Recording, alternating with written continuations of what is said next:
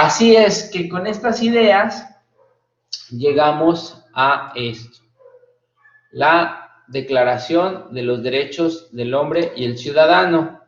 Y aquí les voy a compartir otra vez pantalla para poder ver la declaración. Quiero que vean algo muy interesante. En el artículo 17 se queda, y fíjense, si lo leemos, nada más es un dato curioso. Dice, por ser la propiedad del derecho inviolable, sagrado, nadie puede ser privado de ella, salvo cuando la necesidad pública legalmente comprobada lo exija de modo evidente con la convicción.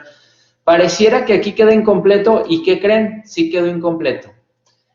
La imagen que teníamos acá, estos son datos curiosos para que no se les haga tan aburrido, pero son datos interesantes, porque nos ayudan a comprender ahorita las acusaciones que se hacen unos y otros. Miren, esta imagen está dividida en dos porque representan, bueno, es la declaración así como una pintura que se realizó, pero está dividida en dos porque a su vez representa cómo se sentaron en el Parlamento. En el Parlamento se sentaron a la derecha los que no querían ser tan radicales. Esta no es derecha. Se sentaron a la derecha los que no querían ser tan radicales. Haz de cuenta. Cuando la empezaron a hacer. Bueno, la empezaron a hacer todos juntos como hermanos y luego se pelearon. Y ya cuando se pelearon, se sentaron, dividieron la sala así. Estaban primero todos juntos, eran burgueses, representantes de la sociedad, personas reconocidas, para decidir qué iban a hacer con los reyes. Los reyes, les digo, los juzgan, les hacen la guillotina, el pueblo ve que pues ya Dios no los protegía, porque eso era como un símbolo importante, pero ya en un momento en el que se pelearon, dijeron, a ver, vamos a dividir, y a la derecha nos sentamos los que queremos que no cambie tanto el sistema, así como estar matando reyes y nobles y sangre azul y cosas así, como que vamos a perder el control con todas esas ideas nuevas de división de poderes, de representantes, de todos somos iguales. Entonces estos son como más conservadores. O sea, como que decían, sí, hay que cambiar el régimen, sí, hay que ahorrar más, pero no así como que matar reyes y todo eso nos va a castigar Diosito. Y a la izquierda se sentaron los que sí querían todas estas ideas. ¿Cuáles son estas ideas? Esto es lo importante, que son las ideas que nacieron con esta revolución. Separación de poderes, legislativo, judicial, ejecutivo. Igualdad de todos, ya no nada más los reyes pueden mandar, también podemos mandar todos, todo el pueblo, y en realidad pues todo el que tenga lana, ¿no?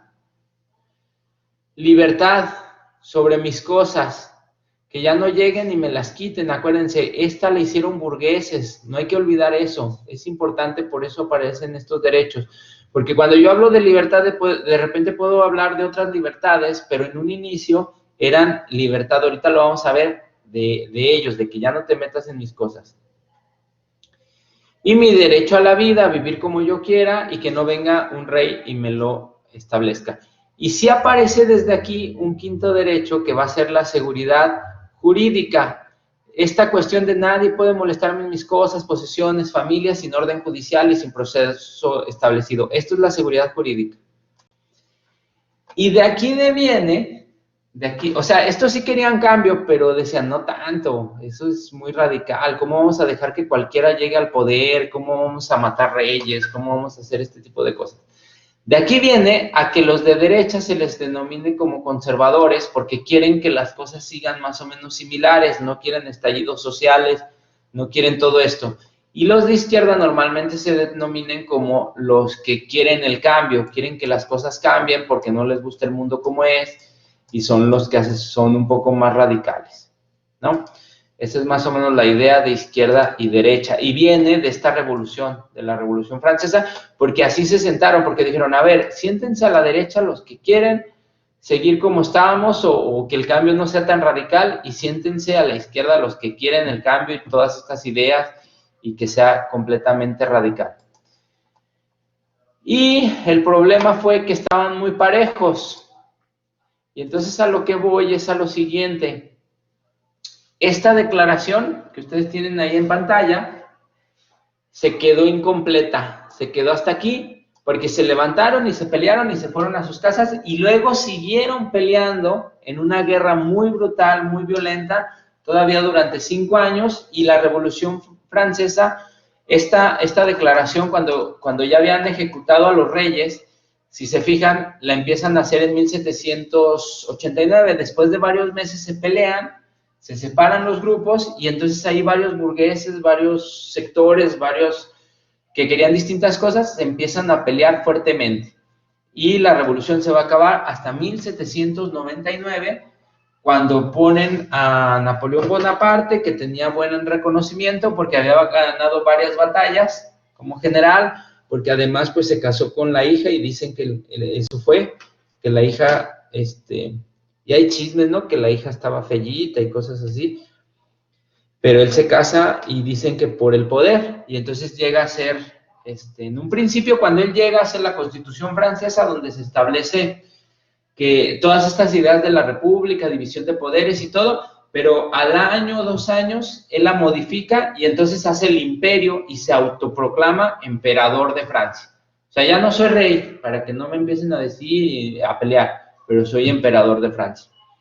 Eso va a influir porque después va a venir una intención de ampliar su poderío francés, cuando ya más o menos se establecen, y eso nos va a ayudar a nosotros a la independencia, porque él es el que le va a pedir al rey español, pero eso ya es otra historia, le pide al rey español poderse establecer en el norte porque quería invadir Portugal y controlar el puerto, y le dijo, te voy a dar un espacio ahí en el puerto. El rey lo deja, pero de repente les gustó la idea, se les hizo bonito España y todo, y dicen, pues bueno, ¿saben qué? Mejor vamos a invadir España. Invaden España y en el 2008 el rey español se pierde. Y cuando se pierde, gran parte o una cierta parte de la independencia decían que no iban a someterse a Napoleón, ¿no? Al rey francés. Y dicen por ahí que en el grito inicial sí hubo un sector, unos dicen que no fue Miguel Hidalgo, que había un sector que decía que viva el rey Fernando, el rey español. Pero pues ya eso es otra historia. Entonces, ¿dónde estamos? En la declaración. Vamos a verla rápido. Sí la tienen ahí en pantalla, ¿verdad? Sí, ok. Si tienen dudas, ahí levantan la mano y yo escucho el anuncio. Dice, los representantes del pueblo francés constituidos en asamblea, considerando que la ignorancia y el olvido, el menosprecio de los derechos del hombre son las únicas, aquí pues ni modo, ¿verdad? Estaban machistas. Son las únicas causas de las calamidades públicas y de corrupción de los gobiernos, han resuelto exponer en una declaración solemne los derechos, y aquí va a aparecer algo que después vamos a ver, el justnaturalismo muy fuerte en esta tradición, derechos naturales, inalienables y sagrados del hombre, para que esta declaración constantemente presente para todos los miembros del cuerpo social les recuerde sin cesar sus derechos y sus deberes, para que con los actos del Poder Legislativo y del Poder Ejecutivo al poder cotejarse en el momento de la finalidad. O sea, son los derechos humanos que son naturales, inalienables y sagrados. O sea, Diosito quiso que los tuviéramos y no te los puedo entregar ni al rey, ni al gobernante, ni al presidente, a nadie, porque no los puedo entregar porque son inalienables. Son naturales y son porque Diosito quiso. ¿Vale? Entonces así se entienden estos derechos en esta tradición de nacimiento. Y luego ya viene la Asamblea Nacional, que es donde se hace la declaración en presencia del Ser Supremo y bajo sus auspicios los siguientes derechos del hombre y del ciudadano. Y empieza. Los hombres nacen libres y permanecen libres e iguales de derechos. Las distinciones sociales solo pueden fundarse en la utilidad común. La finalidad de cualquier asociación política en la protección de los derechos naturales imprescriptibles del hombre, tales derechos son, y aquí están los derechos humanos como fundamentales: libertad, la propiedad ya no aparece en muchos lugares como derecho humano, pero de nacimiento sí era. ¿Y por qué? Volvemos a lo mismo. Esta es una carta de gente que tenía propiedades y consideró importante protegerlas. Actualmente lo que aparece como propiedad, pero ya como derecho humano, se habla de los planes de desarrollo estatal, que es como que el nuevo presidente no puede modificar por completo ese plan de desarrollo estatal, pero en México pues sí lo sigue modificando. En países tal vez como Estados Unidos de repente es un poco más complicado. Y la seguridad y la resistencia a la opresión. La seguridad se refiere a la seguridad jurídica, es decir, que todo esté escrito, que no me puedas venir a mí con reglas nuevas. Y la resistencia a la opresión, pues este tema se agregó porque se pensaba, y precisamente era lo que querían demostrar al pueblo los burgueses, al matar a los dos reyes, que si de repente esos reyes se hacían opresores, ya no estaban cumpliendo los mandatos divinos y entonces te podías resistir contra ellos. Fue una de las ideas principales, ¿no? El principio de toda soberanía reside en la nación. Ningún cuerpo ni individuo pueden ejercer la autoridad alguna que no emane expresamente de ella. La libertad, el 4, la libertad consiste en poder hacer todo lo que no perjudique a los demás. El 5, la ley solo tiene derecho a prohibir actos. De aquí viene el principio que nos puso Luis. Sin pena no hay castigo. O sea, lo que no está prohibido, yo lo puedo hacer como sociedad. Mientras que el Estado nada más puede hacer lo permitido.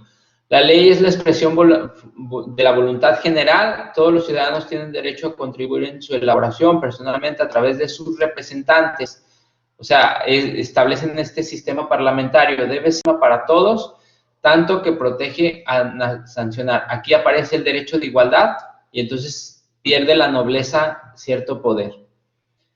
Y cualquiera puede ser elegido, los derechos políticos. Por eso luego algunos autores hablan de las generaciones, que primero nacieron los derechos individuales y políticos, porque se refieren a estas cartas. Hay una autora feminista que dice que el feminismo estuvo presente y lo prueba con varios documentos, y la pintura sobre todo está donde aparece una mujer semidesnuda, alzando la bandera al frente de todos. Y ella decía que pues gran parte de los que se levantaron en armas y todo fueron mujeres, y que había un sector que defendía los derechos de las mujeres, pero que nunca le hicieron caso. Y lo demuestra con ciertos documentos y espacios de debate de esa asamblea que se hizo en Francia. Pero aquí aparece los derechos políticos, ¿no? Poder ser elegido. Ni ningún hombre puede ser acusado, arrestado. Este es el artículo 16 que nosotros tenemos en la Constitución, sin que exista previa ley o orden. La ley solo debe establecer penas estrictas y evidentemente necesarias, puesto que cualquier hombre se considera inocente hasta que no sea declarado culpable. La presunción de inocencia aparece en esta carta. Nadie puede ser incomodado por sus opiniones. La libertad de expresión, inclusive religiosas, la libertad religiosa, siempre y cuando su manifestación no perturbe el orden público. La libre comunicación de pensamientos y opiniones, otra vez, libertad de expresión. Cualquier hombre, ciudadano, puede hablar de lo que quiera, escribir, imprimir, porque luego había prohibiciones. De repente salía un libro que no le gustaba al gobierno monárquico y decía, ese libro está prohibido. Y seguía circulando entre la población, pero era escondida. Si te agarraban con uno de esos, pues te torturaban y a veces te mataban. Para el mantenimiento de la fuerza pública, los gastos de administración resultan indispensables. Todos los ciudadanos tienen derecho de comprobar por sí mismos a través de sus representantes la necesidad de contribución pública, lo que tiene que ver con los impuestos. La sociedad tiene derecho a pedir cuentas. La sociedad en la que no esté establecidos los derechos ni determinación de separación de poderes. Y luego el 17, por ser propiedad un derecho inviolable, es decir, aparece el derecho de propiedad, y sagrado, Diosito mandó que tenga cosas, nadie puede ser privado de ella, salvo cuando la necesidad necesidad pública legalmente comprobada lo exija de modo evidente y con condición de que haya justa y previa indemnización. Y aquí se pelearon y se fue cada quien para su casa. Y esa es más o menos la declaración de los derechos humanos. Se fue cada quien para su casa y luego se siguieron organizando para pelearse más fuertemente con armas y todo, y la revolución se desató. Muchos piensan que la revolución se acabó con la carta y al contrario, ahí es donde realmente comenzó el levantamiento armado y los pleitos entre ellos. ¿Sale? Hasta aquí, y hagan un cierre en esta línea del tiempo. Esperemos ver, yo creo que sí, alcanzamos a ver de aquí a media hora y poquito, alcanzamos a ver lo que es el origen. Me estoy yendo rápido, si tienen dudas, en serio, levanten la mano o coméntenme. Pero me estoy yendo rápido porque pues no tenemos mucho tiempo en el semestre para ver esta parte, que es la que más me gusta, pero ni modo. Pero hasta aquí nosotros hemos visto esto, ¿sale? Esto.